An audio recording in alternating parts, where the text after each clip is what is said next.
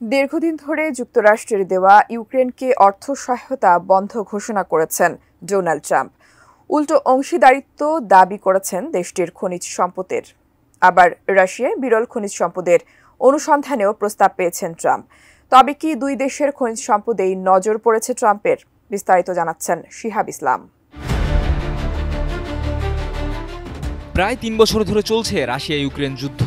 সাবেক মার্কিন president Joe Biden এই যুদ্ধ বন্ধে পদক্ষেপ না নিয়ে রাশিয়াকে চাপে রাখতে ইউক্রেনকে দিয়ে আসছিলেন অঢেল অর্থ সহায়তা।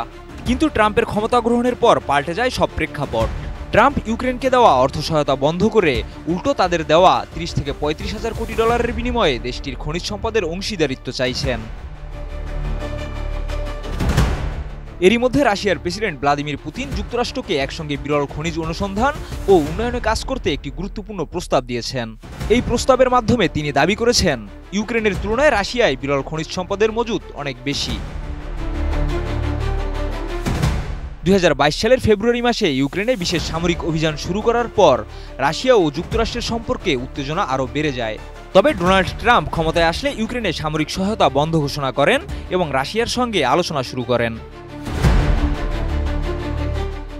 দেশ জুড়ে তোলপাড় ওয়ালটন ফ্রিজ কিনে আপনিও হয়ে যেতে পারেন মিলেনিয়ার।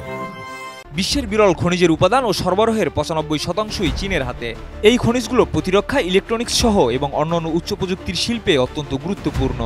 বর্তমানে রাশিয়া বিরল খনিজের মজুতের দিক থেকে বিশ্বে পঞ্চম অবস্থানে রয়েছে, যার পরিমাণ প্রায় ৩.৮ মিলিয়ন মেট্রিক টন।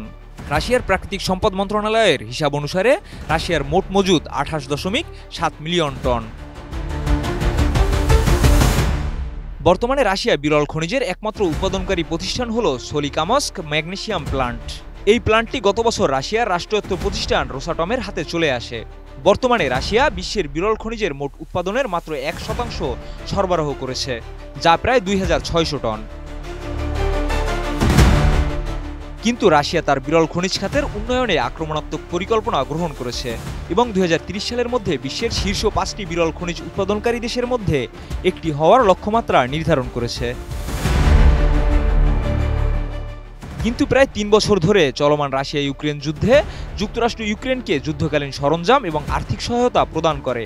হঠাৎ করে যুক্তরাষ্ট্র ইউক্রেনের কাছ থেকে তার দেওয়া অর্থ ফেরত চাওয়া অথবা ইউক্রেনের খনিজ সম্পদে অংশীদারিত্ব দাবি নিয়ে জেলেনস্কিকে হুমকি দেওয়া, এরপর রাশিয়ার সঙ্গে খনিজ সম্পদ নিয়ে চুক্তি করতে ট্রাম্পের আগ্রহ প্রকাশ, সবই তার নিজস্ব স্বার্থ রক্ষার ভয়ঙ্কর এক রূপের ইঙ্গিত বলে মনে করছেন বিশ্লেষকরা। শিহাব ইসলাম, এটিএন নিউজ।